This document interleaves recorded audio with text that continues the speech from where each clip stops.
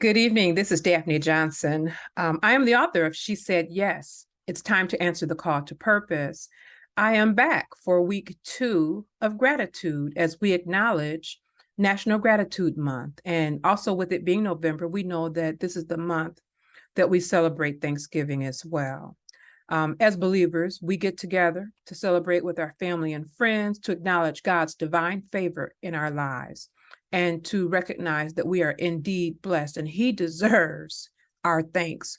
Excuse me. But we also know that we don't just wait until that day, that Thursday in November, to celebrate or to give God thanks, because He keeps us 365 days of the year. And so for that, we don't wait until one day in the month of November to give Him thanks, because He deserves our thanks at all times. And like the old folks used to say, we've got a reasonable portion of our health and strength. So for that, we must give Him thanks. Now, if you were to think about what you're thankful for, if you were to just rewind the year of 2022, I would imagine that as you name your blessings, as you count them one by one, you are going to also recall some difficult times, perhaps some losses, perhaps a storm, perhaps even some tragedies. And I would encourage you that as you consider those things, that you be mindful not to lose sight of the fact that you're still blessed. And I should be saying we should not lose fact of the sight that we are still blessed. But unfortunately, it's during those times that people tend to find it difficult to give thanks. And that's just the humanness of us, that, it's hard to give thanks when situations are hard. But when we know that it is God who keeps us day by day, and that something at the end of that storm will remain, that will be good, that God had a purpose and a plan, that we'll still be able to give Him thanks and to recognize that He is truly the source of our blessings, and that we can learn to be thankful for what we've got.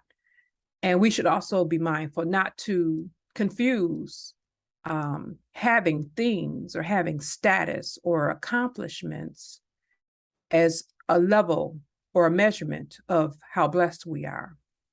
Indeed, we can have things, have accomplishments, and have status, and not have peace. And so it is not those things that really is what gives us a sense of feeling blessed.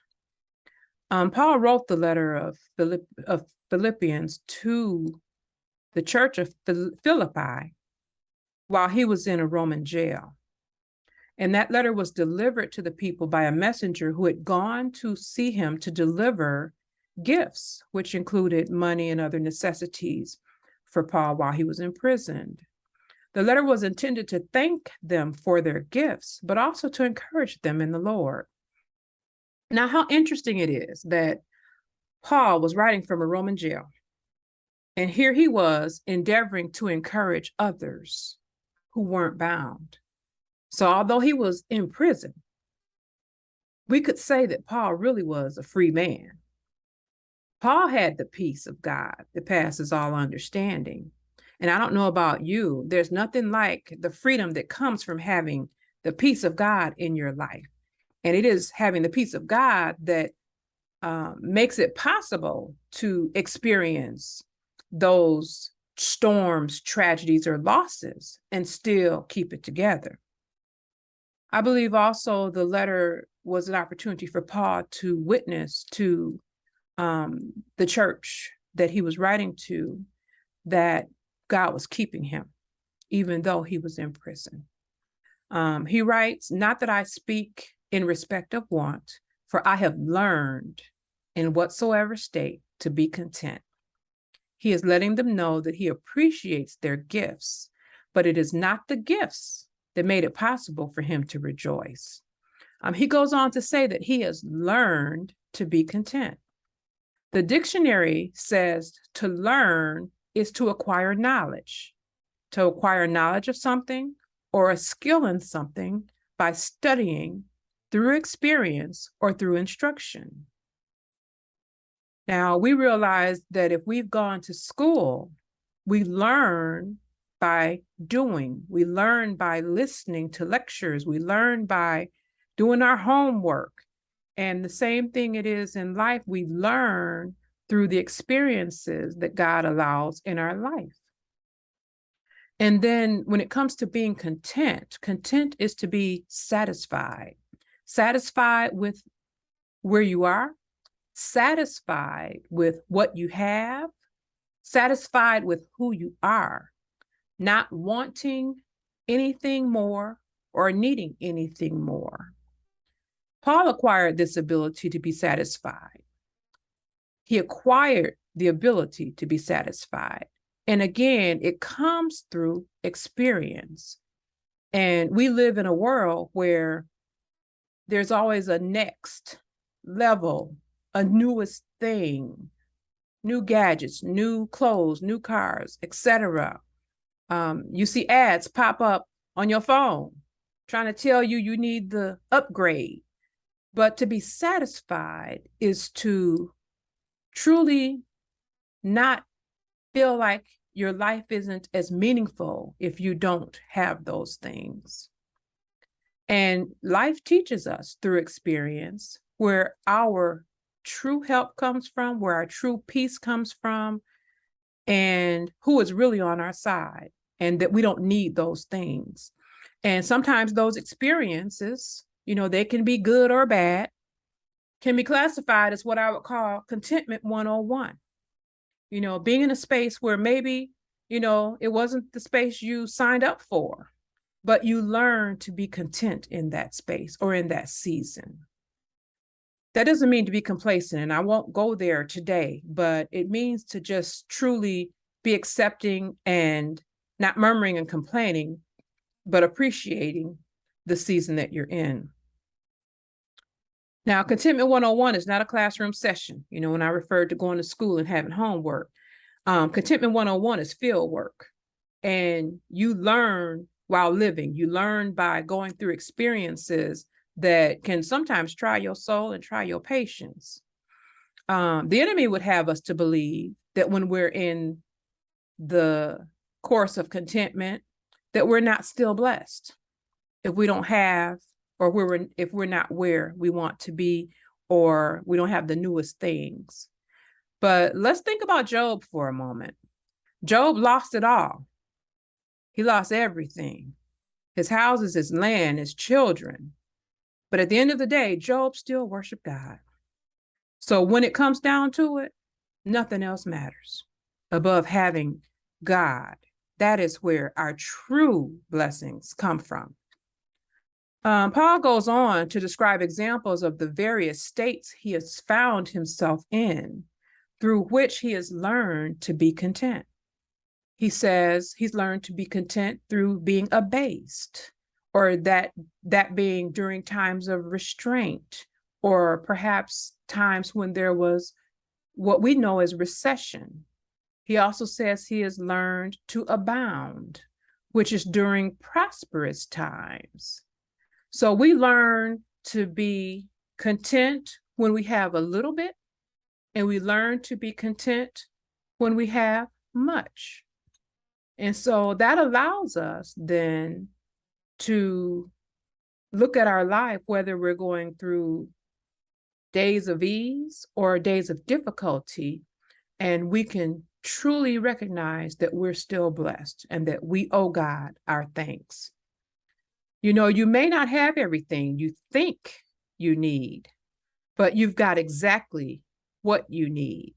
And that's a reason to give God thanks. You might not have the 2023 Cadillac SUV, but you have a Maxima or a Chevy or even a Hyundai. I have a Hyundai. And it gets me back and forth everywhere I need to go. And that's a reason to give God thanks. Perhaps you're not a manager or the supervisor on your job, but you can praise God that you're bringing home a paycheck.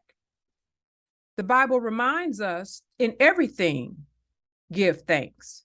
And that's in 1 Thessalonians 5:18, also written by Paul.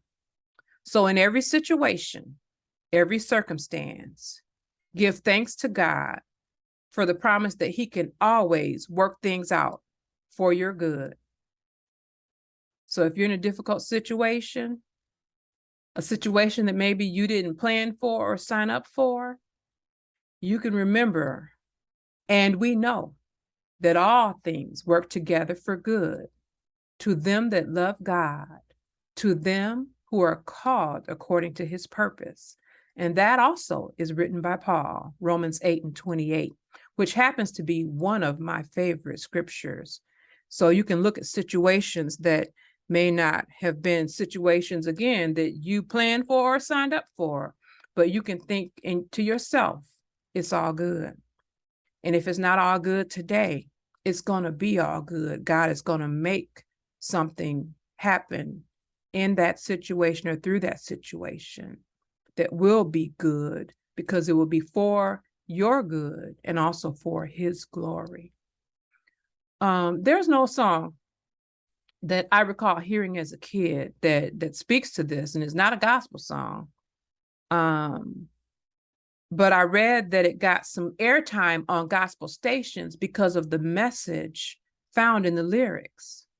And it says, though you may not drive a great big Cadillac, I think I'm aging myself, gangster white walls, TV antenna in the back. You may not have a car at all, but remember, brothers and sisters, you can still stand tall. Just be thankful for what you've got.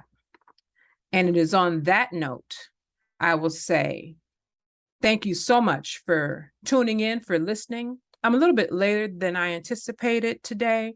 I was away this weekend at a wonderful, restful, and filling retreat, a women's gathering, Camille Monk Ministries, Pressed but Not Broken.